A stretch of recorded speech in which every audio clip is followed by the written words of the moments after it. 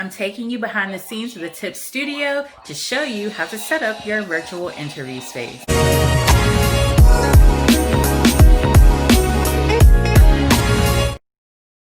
Greetings, my name is Dannita Trice and I am the owner of Tips Change Lives Consulting LLC. We finally arrived at the portion of the before and after the interview series that has to do with looking the part through your virtual interview space and the background to consider and also the lighting to consider.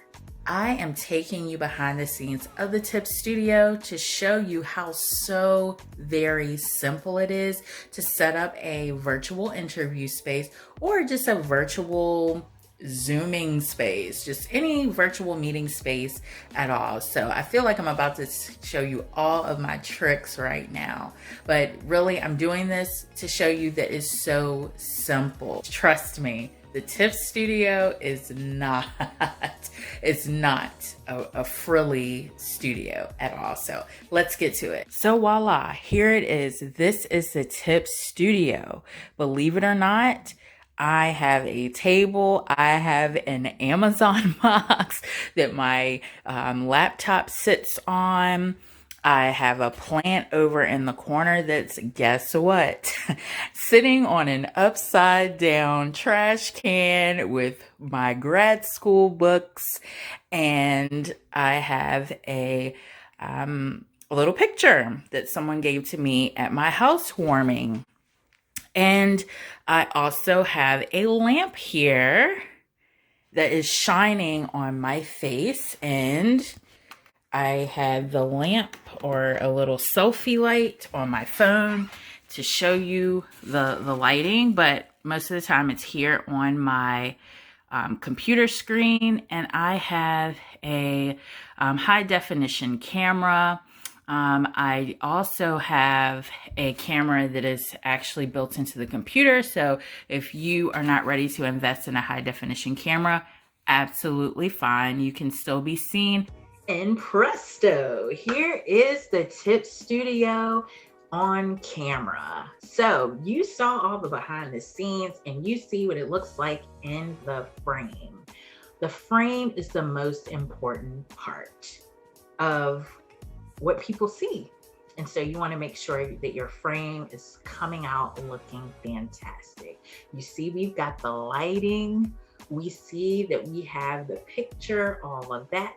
So yeah, that's what it turns out looking like. So you remember when I showed you that I had an Amazon box here that my laptop is sitting on? Well, I do that so I can have my laptop level with my head or with my eyes when I'm sitting in a chair like I am now, as opposed to me looking down on my screen or me looking up at my screen. If I had it flat on the table, it would be more of me looking down at my screen. And speaking of eye contact, it is great to be able to practice looking at your viewer as opposed to looking at yourself or actually looking at the box with your viewer in it. The best way to develop the skill of looking into the eyes of your interviewer is by recording yourself.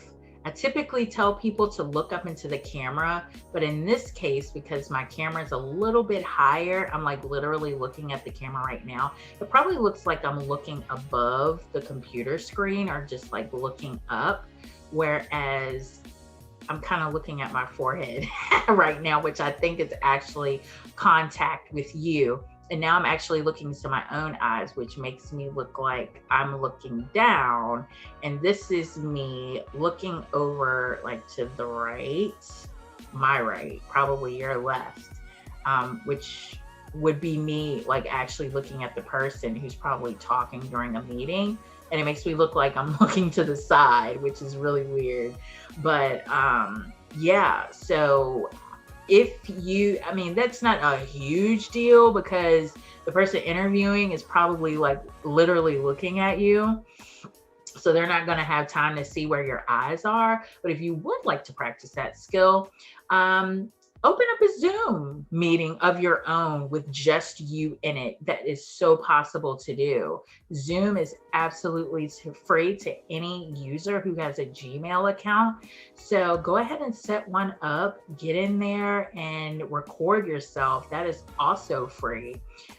Record to your machine and maybe practice looking in different places on the screen. I hope I'm looking in your eyes right now. But at any rate, yeah, those are just a couple of tips. And speaking of that Zoom meeting, you may also want to activate your own individual Zoom to really see what your background looks like before you jump on that interview call, just to make sure that your frame is looking exactly the way that you want it to look before you jump on to that call and then you find yourself adjusting. One final point about your frame, you can actually literally move your device. So whether it's a laptop you're on or whether it's your cell phone that you're on, to adjust what actually appears in the frame. So this is me literally moving my laptop to the side. And so you have more of me in the picture. You have more white space in the picture versus not. And this is me moving it to the other side, more white space. So I always like my frame to be here. And again, I am not some studio genius, and there's probably a really skilled studio producer who would say, or a director who would say, this is a hot mess. But this works for amateur folks just like us, all right? So let's take a look at what your background could look like on your cell phone. If you do not have a laptop, no worries. You can prop your cell phone up in front of you so you don't have to hold it the whole time. Sometimes when I have to I actually do have like a little wedge that I put my phone on. It's actually a cell phone prop wedge when I have to use my cell phone for things. But just for the purposes of showing you how easy it can be, I use this thick pad of paper sometimes to prop my phone up on. So this is me propping my phone up on that pad, or propping it up against the pad. And sometimes it is like it could slip down, all right? So I would recommend maybe putting something else in front of it to keep it from sliding down so that the phone is secured in the front and in the background. It doesn't have to be as set up as this, like with a plant, with this. You can literally have a plain background. What if you don't have a corner in your house like the Tip Studio is to set up like this? You can absolutely set up in your bedroom. You can absolutely set up at your dining room table. Make sure that wherever you are setting up, if at all possible, set your background so that no one is walking behind you. And so that you are not you don't have a shot of a lot of clutter, because your guests will be looking at your clutter more so than they are paying attention to you. So your objective is to minimize distractions when you're talking to people. I will even say something as simple as this sign that says live by faith, grow in grace, walk in love is a distraction to some people sometimes. I like that it's a distraction because they're saying, oh, I love your affirmation. And I'm like, well, great. Thank you. But just imagine something that simple. If you have more things, so like a bunch of boxes or just a really cluttered space in the background, I would recommend, if you're using Zoom, to apply a Zoom background to it, if that is the case for you, or literally just slide the clutter out of the frame. if need be. Or if you need to, put a white sheet over whatever is cluttered in your background while you're on the call. Also, though we're in a space and in a mode where we are giving one another grace during the period where we are all at home, and oftentimes we might have children at home with us too. But to the extent possible, especially during an interview, try to have someone around to help care for your child, or schedule your interview around nap time for the child so you can minimize distractions. But again, we are giving each other grace given the time period that we are living in. But it is the most respectful practice to your interviewer, or even the person that you're meeting with on a video call that is not a friend, even if it's a close colleague, is that you are minimizing the distractions that you experience from any children or anyone else in your household, or including pets if at all possible. Key to your success with appearing great on camera is to have lighting. I've seen executives get on Zoom calls that do not have lighting, and you can